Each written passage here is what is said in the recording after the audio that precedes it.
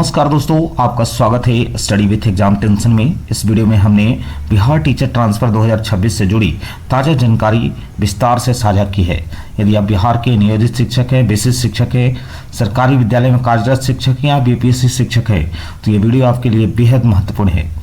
इस वीडियो में हम क्या क्या जानेंगे, बिहार टीचर ट्रांसफर 2026 का नया अपडेट क्या है उसको जानेंगे, सरप्लस लिस्ट क्या है उसके बारे में जानकारी हम आपको देंगे, सरप्लस लिस्ट को लेकर विवाद क्यों हो रहा है इसकी भी हम जानकारी आपको देंगे, किन शिक्षकों पर इसका प्रभाव पड़ सकता है इसकी भी जानकारी हम आपको देंगे, ट्रांसफर प्रक्रिया में संभावित बदलाव क्या होंगे उसकी भी जानकारी हम आपको देंगे, ऑनलाइन आपत्ति या ऑब्जेक्शन की जानकारी भी आपको इस वीडियो में हम देंगे, पोस्टिंग और समायोजन की प्रक्रिया से जुड़ी अपडेट भी हम आपको इस वीडियो में बताएंगे, शिक्षकों के लिए महत्वपूर्ण सलाह क्या है उसको भी हम इस वीडियो में चर्चा करेंगे और आगे क्या हो सकता है इसकी भी जानकारी हम आपको इस वीडियो में देंगे। यदि आप बिहार शिक्षक ट्रांसफर प्रक्रिया से जुड़े हर अपडेट सबसे पहले पाना चाहते हैं तो इस वीडियो को अंत तक जरूर देखें। महत्वपूर्ण सूचना यह है कि इस वीडियो में दी गई जानकारी उपलब्ध सार्वजनिक सूचनाओं, मीडिया रिपोर्टों और विभागीय अपडेट के आधार पर प्रस्तुत की गई है। किसी भी अंतिम निर्णय, ट्रांसफर आदेश, सरप्लस लिस्ट या संशोधित प्रक्रिया के लिए केवल बिहार शिक्षा विभाग और इस शिक्षा कोष द्वारा जारी आधिकारिक सूचना ही मान्य माना जाएगा।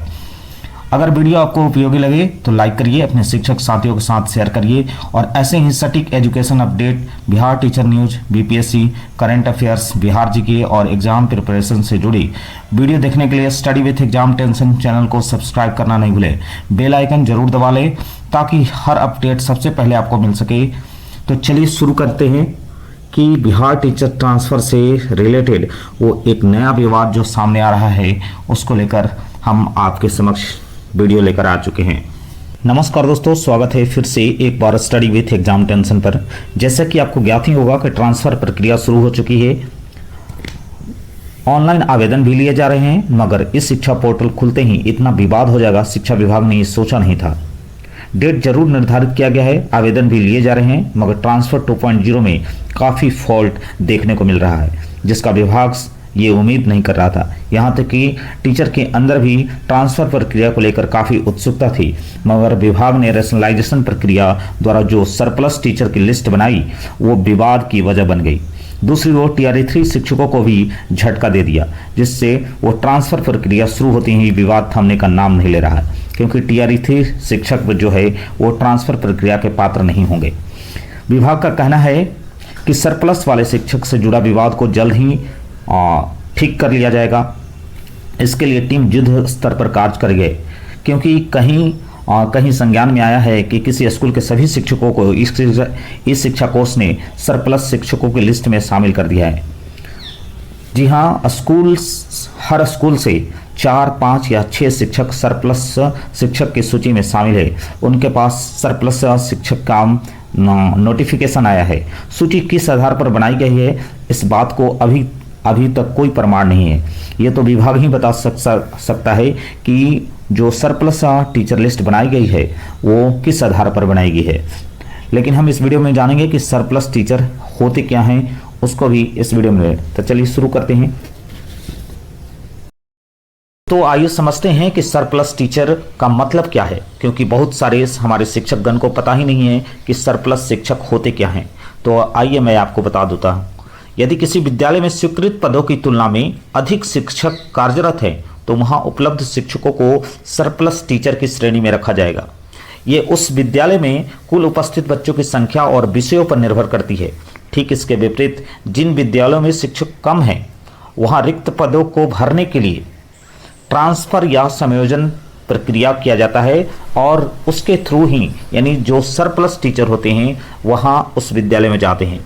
यही प्रक्रिया शिक्षक संतुलन या रैशनलाइजेशन का हिस्सा मानी जाती है। जैसा कि आपको ज्ञात होना चाहिए कि बिहार में जो शिक्षक छात्र रेशियो है उस पर हम चर्चा करेंगे, उसको भी आपको जानना चाहिए कि बिहार में शिक्षक छात्र रेशियो कितना है और क्यों उन्हें सरप्लस शिक्षकों की श्रेणी में उन्हें रखा गया है। बिहार के सरकारी स्कूलों में शिक्षक छात्र अनुपात, जिसको पुपिल टीचर रेशियो बोलते हैं, जिसको PTR कहा जाता है, हाल के रिकॉर्ड के अनुसार इस प्रकार है। प्राथमिक जो कक्षा है 1 to 5 उसमें शिक्षक पर औसतन जो है वो 23 छात्र हैं, यानी एक शिक्षक पर 23 छात्र हैं। जबकि उच्च प्राथमिक जिसको कक्षा 6 to 8 कहते हैं उसमें एक शिक्षक पर औसतन 20 छात्र हैं। माध्यमिक का जो शिक्षा है उसमें कक्षा 9 से 10 के लिए एक शिक्षक पर औसतन 24 छात्र हैं और उच्च माध्यमिक कक्षा 11 से 12 के लिए एक शिक्षक पर औसतन 27 छात्र हैं। तो आप समझ सकते हैं कि शिक्षक छात्र रेशियो जो है वो कितना ज़्यादा है, मतलब एक शिक्षक पर 23 ही छात्र हैं। जबकि डेटा क्या कहता है, एक शिक्षक पर कम से कम 30 छात्र होने चाहिए। उच्च प्राथमिक में भी एक शिक्षक पर 20 ही छात्र हैं, माध्यमिक स्तर पर भी एक शिक्षक पर 24 ही छात्र हैं और उच्च माध्यमिक स्तर पर भी एक शिक्षक पर औसतन 27 ही छात्र हैं। इसीलिए उन टीचरों को सरप्लस शिक्षकों की श्रेणी में रखा गया है। अब आप मुझे खुद ही बताइए कि इसके अलावा यानी नियम क्या कहता है। 30 छात्र पर कम से कम एक शिक्षक होना चाहिए। अगर 60 छात्र हैं आपके विद्यालय में तो 2 शिक्षक होना चाहिए। 90 छात्र हैं तो 3 शिक्षक होना चाहिए। क्या आपके विद्यालय में इतने ही छात्र हैं और इतने ही टीचर हैं तो आप समझ सकते हैं कि क्यों जो है उन टीचरों को सरप्लस श्रेणी में रखा गया है, सरप्लस लिस्ट में क्यों रखा गया है। या तो उन विद्यालयों में शिक्षकों की संख्या बहुत अधिक है और छात्र की संख्या बहुत कम है, या फिर जो शिक्षक उस विद्यालय में उपस्थित हैं उनके विषय जो है वाले लड़के उस विद्यालय में उपस्थित नहीं है, इसलिए उन्हें सरप्लस शिक्षकों की श्रेणी में रखा गया है। क्योंकि बिहार सरकार ने 2026 में विद्यालयों के लिए जो न्यूनतम शिक्षक संख्या निर्धारित की है उसको मैंने बता दिया।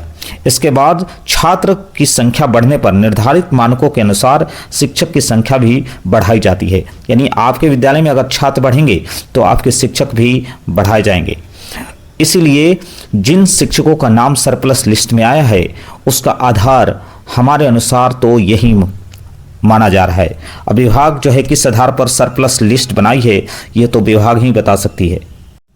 विवाद क्यों है उसकी पर हम चर्चा करने जा रहे हैं। कई शिक्षक सवाल उठा रहे हैं कि क्या सरप्लस लिस्ट सही तरीके से बनाई गई है, क्या छात्र संख्या का सही आकलन हुआ है, क्या विषयवार शिक्षक संख्या को ध्यान में रखकर ये सरप्लस लिस्ट बनाई गई है, क्या वरिष्ठता या सेवा अवधि का उचित ध्यान रखा गया है।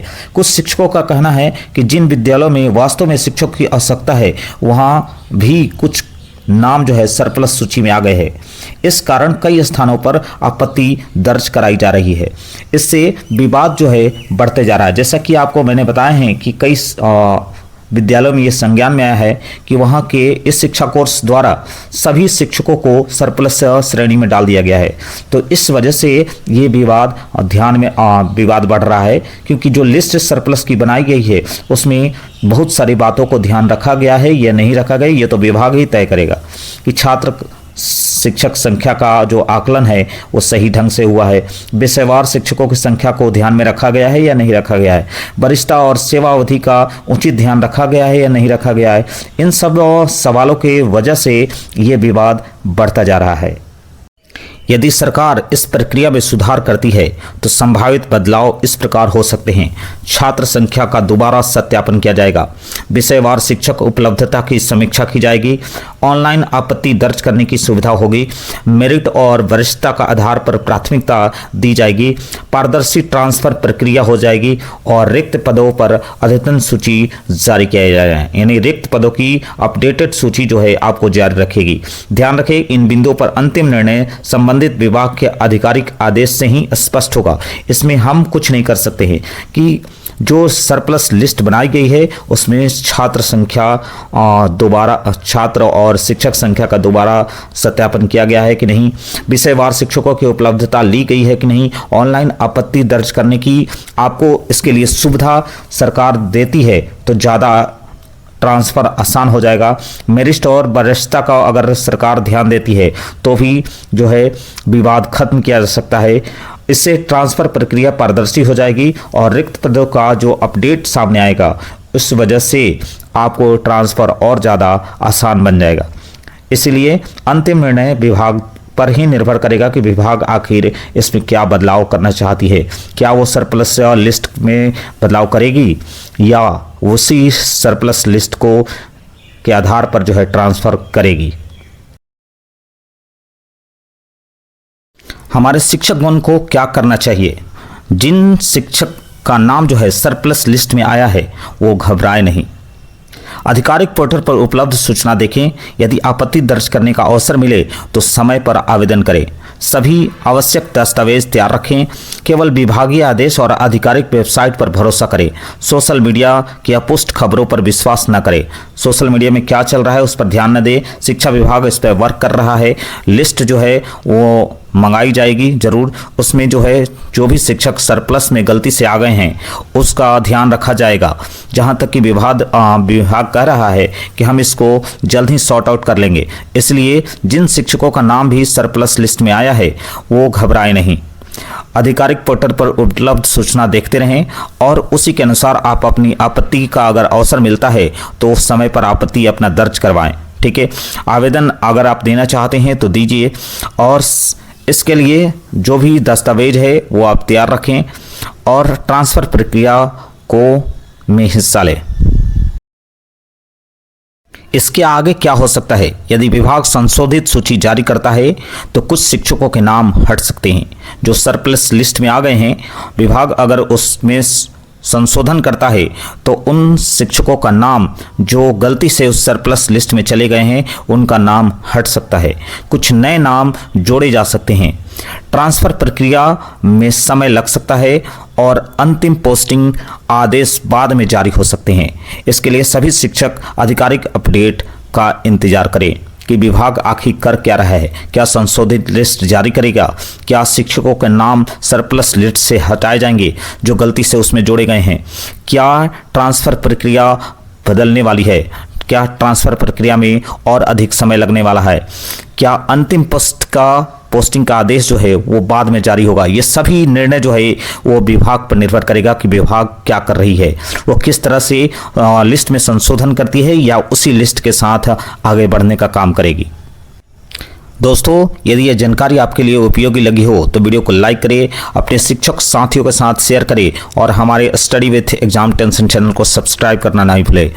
हम आपको बिहार शिक्षक ट्रांसफ़र शिक्षा विभाग बीपीएससी से जुड़ी हर अपडेट सबसे पहले आपको उपलब्ध कराते रहेंगे। मिलते हैं, धन्यवाद। अगले वीडियो में हम टीआरई 4 एग्ज़ाम पर बात करेंगे। तब तक के लिए आपका दिन शुभ हो।